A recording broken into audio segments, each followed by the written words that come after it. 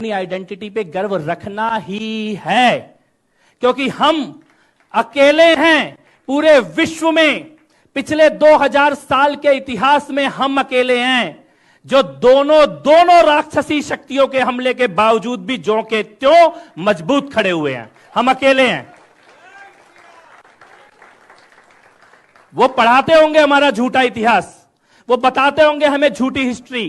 500 साल तक इस देश में ऐसी एक भी सरकार, ऐसी एक भी सत्ता नहीं थी जो प्रयागराज का असली नाम बताती हो।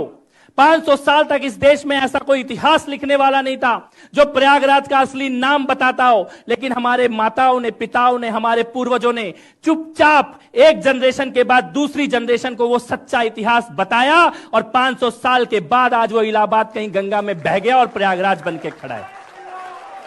हम अकेले हैं, हम अकेले हैं, हम अकेले हैं। पिछले 2000 साल में जिसने इस्लामिक ताकतों के कब्जे में गई हुई जमीन को यह अयोध्या में भगवान श्री राम के मंदिर में यह वापस लेके दिखाया।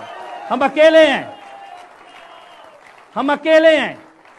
वो जम्मू कश्मीर में 370 के नाम पे जो इस्लामिक ताकतों के हाथ में पूरी की पूरी जमीन सौंप दी गई थी, उसको वापस लेने वाले पूरे विश्व में 2000 साल के इतिहास में अगर कोई एक समाज है तो वो हम हैं, किसने वापस लिया है,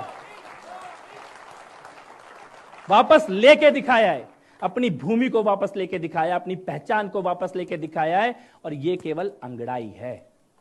अभी तो हमने केवल आंखें खोली हैं, अभी तो हम उठ के खड़े नहीं हुए हैं, अभी तो हमने चलना शुरू नहीं किया है।